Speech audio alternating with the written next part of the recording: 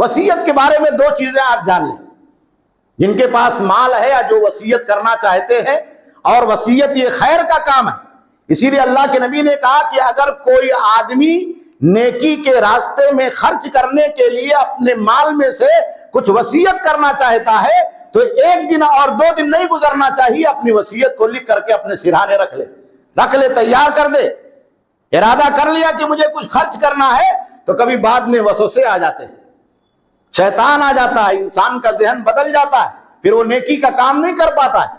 تو کہا کہ وہ وصیت کر کے لکھ کر کے رکھ دے کہ بھائی یہ میری وصیت ہے، ٹھیک ہے زندگی میں نافذ نہیں کی جائے گی، لیکن میرے مرنے کے بعد اس مال میں سے اتنا خرچ کر دیا جائے۔ تو اس کا طریقہ یہ ہے کہ 1/3 کی وصیت، اس سے زیادہ کی وصیت قابل قبول نہیں ہوگی۔ اگر اس سے زیادہ کی وصیت کرتا ہے تو اس کو 1/3 پر لایا جائے، 1/3 سے اوپر جو ہے اس کو مائنس کیا جائے، وہ ورثہ کا حصہ ہے، بچوں کا حصہ ہے۔ تو شریعت نے کسی کے اوپر ظلم نہیں کیا، احسان اور عدل سے شریعت نے کام لیا ہے تاکہ ورثہ بھی محفوظ رہا۔ اور دوسری چیز یہ ہے کہ لا وصیت لوارث، کسی وارث کے لیے کوئی وصیت نہیں ہے۔ جو مرنے کے بعد جائیداد میں شرعی طور پر حصے دار بننے والے ہیں، شوہر مر گیا، بیوی کو حصہ ملنے والا ہے، بیٹوں کو حصہ ملنے والا ہے، بیٹیوں کو حصہ ملنے والا ہے، ماں زندہ ہے تو اس کو حصہ ملنے والا ہے، جو بھی ورثہ ہے۔ تو ان ورثہ میں سے اگر کسی کے لیے وصیت کرتا ہے کہ اس میں سے اتنا میرے کسی بیٹے کو الگ سے دے دینا، تو یہ جائز نہیں، یہ جائز نہیں، باطل وصیت۔ اگر وصیت بھی کر گیا ہے تو میراث کے تقسیم کے وقت اس کو باطل مانا جائے گا، اس کو نافذ نہیں کیا جائے گا، کیونکہ آلریڈی اس کو اس میت کی جائیداد میں سے حصہ ملنے والا ہے۔ تو جس کو حصہ ملنے والا ہے، جو حقدار ہے، وہ مزید کسی حصے کا حقدار نہیں، کیونکہ دوسرے کے ساتھ پھر ظلم ہوگا۔ ایک بیٹے کو آپ نے کچھ ایکسٹرا لکھ دیا، بیوی کو آپ نے کچھ ایکسٹرا لکھ دیا، ماں کو کچھ آپ نے الگ سے لکھ دیا، اور اس کے بعد اس نے جائیداد میں حصہ بھی لے لیا اور وصیت کے مطابق آپ نے جو لکھا تھا وہ بھی لے لیا، تو یہ ناانصافی، شریعت نے اس کو باطل قرار دیا۔ ورثہ کے علاوہ کسی دوسرے آدمی کے لیے جو وارث دار نہیں بننے والا، اس کے لیے آپ وصیت لکھ سکتے ہیں، چاہے وہ آپ کا قریبی رشتہ دار۔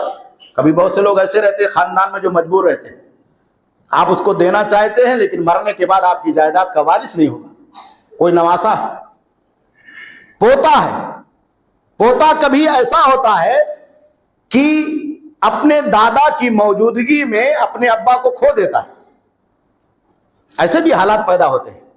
باپ زندہ ہے، اس کی اولاد زندہ ہے، بچے پیدا ہو گئے، پوتے ہو گئے، تو بیچ میں اولاد کا کبھی انتقال ہو جاتا ہے، بوڑھا باپ ابھی زندہ ہے اور جوان اولاد چلی گئی، پوتا یتیم ہو گیا، اس کی بیوی بیوہ ہو گئی۔ اب ظاہر سی بات ہے کیا کرے گی وہ؟ شرعی طور پر اس دادا کی جائیداد میں اس پوتے کا کوئی حصہ نہیں، جو زندہ ہے وہی حصہ پائے گا، جو گزر گیا پہلے، باپ سے پہلے بیٹا گزر گیا تو بیٹے کا کوئی حصہ نہیں۔ اب ظاہر سی بات ہے پوتا کیا کرے گا؟ یہ دادا کی ذمہ داری۔ دادا کو یہ سمجھنا چاہیے کہ میری زندگی میں میرے جوان بیٹے کا انتقال ہو گیا، شادی شدہ تھا، اس کی اولاد جائیداد سے محروم ہو گئی، اس کے بیوی بچوں کا میرے پوتوں کا گزر کیسے ہوگا؟ تو اس کو رائٹ ہے کہ وصیت کرے۔ یہ احسان ہے شریعت کا، اس کو لوگ نہیں سمجھتے۔ بعد میں لوگ اس کو جائیداد کے بٹوارے میں ایک بہت بڑا فتنہ بناتے، کہا پوتے کا حصہ نہیں، پوتے کا حصہ نہیں۔ ارے بھئی حصہ نہیں ہے تو دادا زندہ ہے نا، دادا کو رائٹ ہے، دادا کو حق ہے وصیت کرنے کا، تو دادا کے پاس مال ہے تو کس کے لیے وصیت کرے؟ کسی تیسرے آدمی کے لیے، اس کا پوتا محروم ہے۔ تو یہ احسان ہے دادا کی طرف سے، اور شریعت کا تقاضا ہے، عدل کا تقاضا ہے کہ جیسے دوسرے بچوں کو حصہ مل رہا ہے شرعی طور پر، اور اس بیٹے کو جو مر چکا ہے باپ کی زندگی میں اس کے بچے کو حصہ نہیں مل رہا ہے، تو دادا کیا کرے؟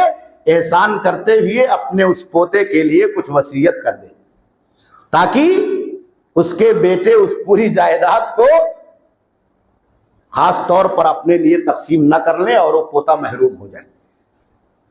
تو یہ دونوں چیزیں وصیت کے سلسلے میں ہمیں اور آپ کو جاننا بہت ضروری ہے۔